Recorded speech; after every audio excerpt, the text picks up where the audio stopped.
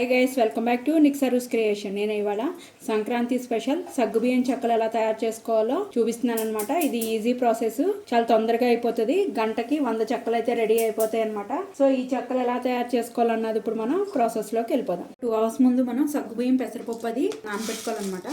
So నేను KG పిండి తీసుకుంటున్నాను కదా, దానికి ఒక 4 స్పూన్స్ సగ్గుబియ్యం తీసుకున్నాను, ఒక 4 స్పూన్స్ పెసరపప్పు అనమాట. ఇవి కడిగేసి నానబెట్టేసుకున్నాం. 3 hours కనుక నానితే ఇవి బాగుంటాయి అనమాట. చూడండి, ఇది ఈ విధంగా 3 hours నానబెట్టుకున్నాను కదా, చక్కగా నానిపోయింది. పప్పు అండ్ సగ్గుబియ్యం రెండు కూడా నానిపోయాయి అనమాట.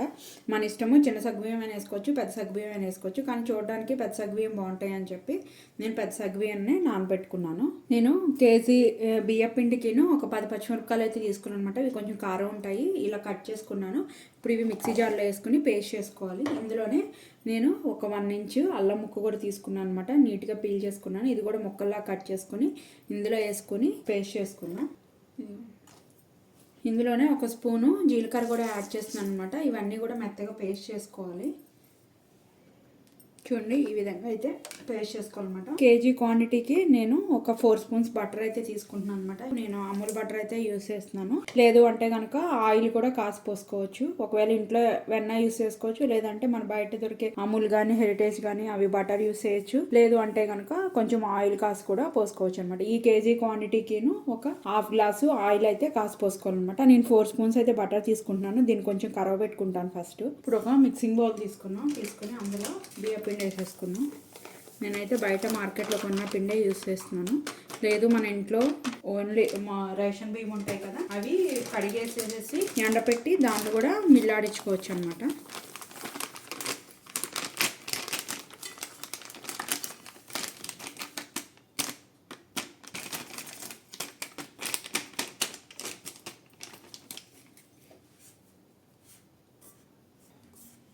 ఇప్పుడు ఇందులో బటర్ వేసేసుకున్నాం.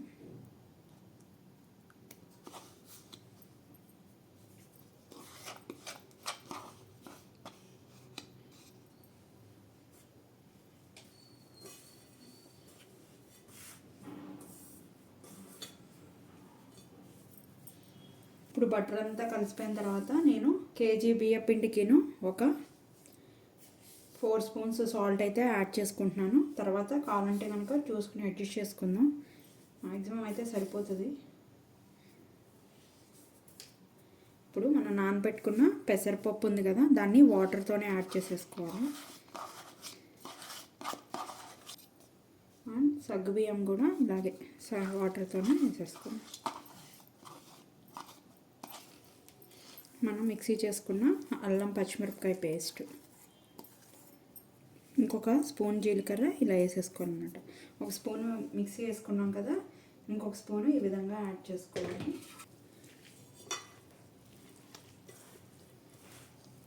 ఆల్రెడీ ఇందులో వాటర్ ఉన్నది కదా, దాంతో కలుపుకుందాం.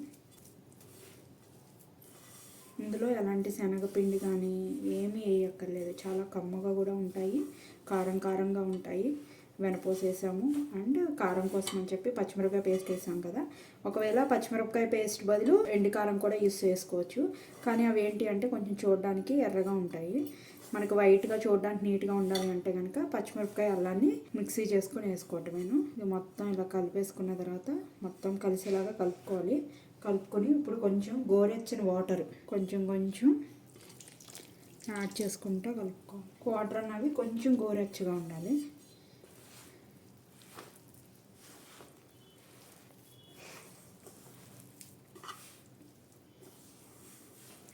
ఇలా మొత్తం అంతా కలిసేలా కలుపుకున్నాం కదా. ఇప్పుడు ఉప్పు చూసుకుందాము. ఒకవేళ ఏమైనా పడుతుంది అంటే కనుక కొంచెం వాటర్లో కలుపుకొని డైల్యూట్ చేసుకుని వేసేసుకుంటే కలిసిపోతుంది అనమాట. నాకైతే సరిపోయింది. ఇప్పుడు ఒక 4 రెమ్మల కరివేపాకు ఇలా సన్నగా కట్ చేసుకుని అది కూడా యాడ్ చేసుకోవాలి.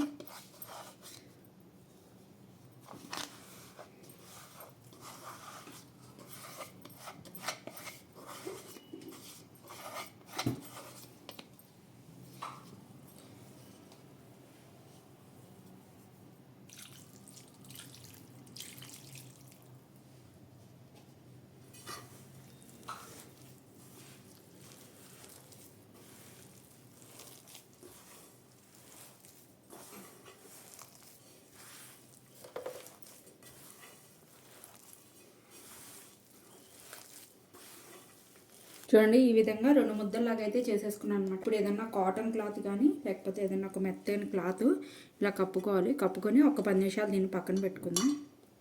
కొంచెం నానితే బాగుంటాయి. 10 మినిట్స్ అయిపోయింది, ఒకసారి చూసుకుందాం. చూడండి ఇప్పుడు అంతా కాదు, ఒక్కొక్క ముద్దని చేసుకుందాం అనమాట. ఫస్ట్ ఇది చేసుకునే లోపల దీన్ని కొంచెం మళ్ళీ క్లాత్తో కప్పేసుకుందాం. అంటే ఏంటి అంటే బేసిక్గా ఇది పొడిగా అవ్వకూడదు అనమాట. తడితడిగా ఉండాలి అంటే కనుక ఇలా మనం క్లాత్ అన్నది కప్పుకుంటే చక్కగా పిండి అన్నది ఆరకుండా ఉంటుంది, చెక్కలు అన్నవి నీట్గా వస్తాయి అన్నమాట. ఇలా ఏదన్నా మీ దగ్గర చిన్నది గుంట స్పూన్ ఉంటే కనుక దాంతో ఇలా అనుకుని తీసుకోండి. ఏంటి అంటే ఒకే సైజుతో అన్నీ ఒకేలాగా వస్తాయి అన్నమాట చెక్కలు. దానికోసం అని చెప్పి నేను దీనికి కొంచెం ఆయిల్ రాసుకుంటే నీట్గా వచ్చేస్తాయి. చూడండి ఈ సైజు వస్తున్నాయి నాకు. చక్కగా చూడడానికి అందంగాను నీట్గానే ఉంటాయి అన్నమాట చిన్న సైజు అయితే కనుక. ఇవన్నీ ఒక ప్లేట్లో వేసుకుందాం. ఇప్పుడు ఇవి కొంచెం ఇలా నీట్గా సర్కిల్ లాగా చేసేసుకుందాం.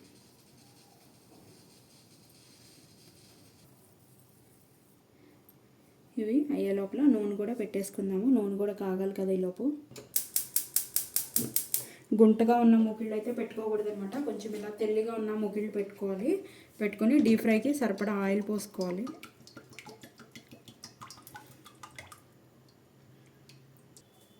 ఆయిల్ అన్నది హై ఫ్లేమ్లోనే కాగాలన్నమాట. తర్వాత ఆయిల్ కాగిన తర్వాత లో ఫ్లేమ్లోకి అడ్జస్ట్ చేసేసుకోవచ్చు.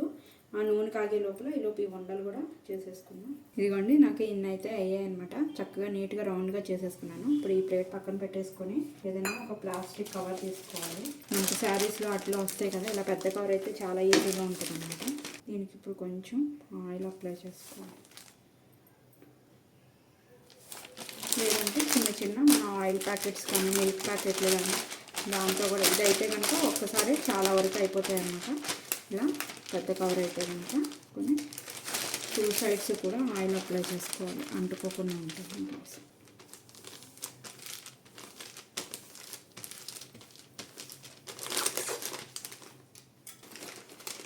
చేసేసుకున్న తర్వాత చక్కగా ఇందు మీద మనకి ఎన్ని పడితే అన్ని, లేదు అంటే కనుక పూరీ ప్రెస్తో కూడా నొక్కేసుకోవచ్చు. ఇలా అయితే ఈజీ, ఒకసారి చాలా చాలా అయిపోతాయి. ఒక్కొక్కటి అవుతుంది కదా, ఇదైతే కనుక కొంచెం ఎక్కువ అవుతాయి. నేను తీసుకున్న కవర్కి నాకైతే 12 పట్టాయి అన్నమాట. ఇలా ఏదన్నా ఒక రౌండ్ది బౌల్ కానీ చెంబు కానీ గ్లాస్ కానీ తీసుకొని దాంతో ఇలా నొక్కుకోవటమే, ఇలా ప్రెస్ చేసుకోవటం.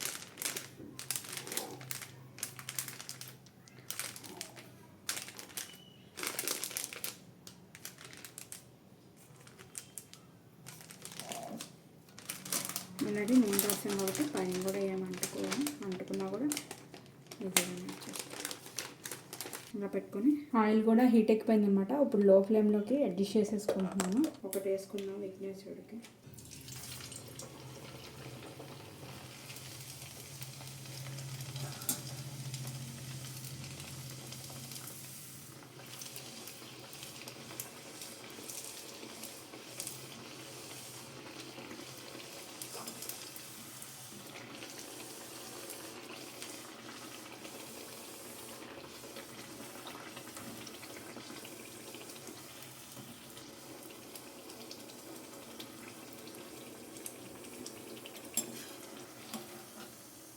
2 ఈజీగా చాలా తొందరగానే వేగిపోతాయి అన్నమాట.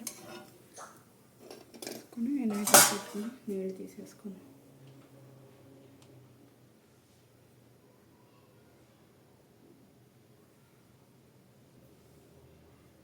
నొక్కున్న చెక్కలు ఉన్నాయి కదా, ఒక్కొక్కటి తీసి ఇందులో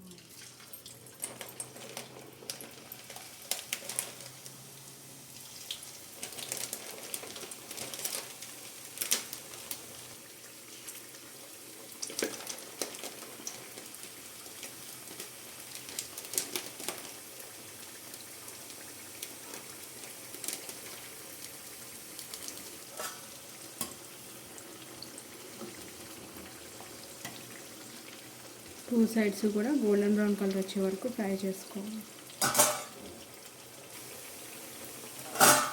వేగిని అయినట్టు ఇందులో వేసేస్తాం.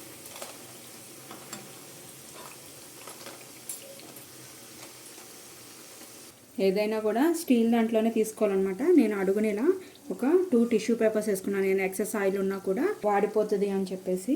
ఇప్పుడు ఏగినట్టు ఇందులో వేసేసుకోవటం. నేను ఫస్ట్ వాయి కాబట్టి కొంచెం కలర్ వచ్చాయి, కానీ ఇప్పుడు నుంచి అన్నీ కూడా వైట్గా ఉన్నాయి.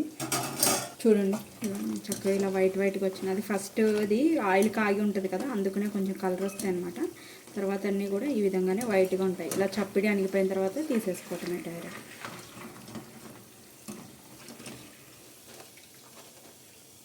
ఇలా పెట్టుకుని కొంచెం అయిన తర్వాత డబ్బాలో వేసేసుకో. ఫైనల్గా చెక్కలు అయితే నాకైతే ఇన్ని అయినాయి చూడండి. చక్కగా ఎక్కడ కూడా పిండి లేకుండా అంతా నోట్లాడుతూ వచ్చాయన్నమాట. సగ్గుబియ్యం చెక్కలు అయితే రెడీ అయిపోయినాయి అనమాట. మీరు కూడా తయారు చేసుకోండి. టేస్ట్ ఎలా ఉందో నాకు కామెంట్ చేయడం అయితే మర్చిపోకండి. మీరు కనుక ఫస్ట్ టైం మన ఛానల్ చూస్తున్నట్టు సబ్స్క్రైబ్ చేసుకోండి. ఇలాంటి మరికొత్త వీడియోస్ కోసం బెల్ బటన్ ప్రెస్ చేయడం అయితే మర్చిపోకండి. వీడియోని మీ ఫ్రెండ్స్ అండ్ ఫ్యామిలీ మెంబర్స్కి కూడా షేర్ చేయండి. Thank you guys.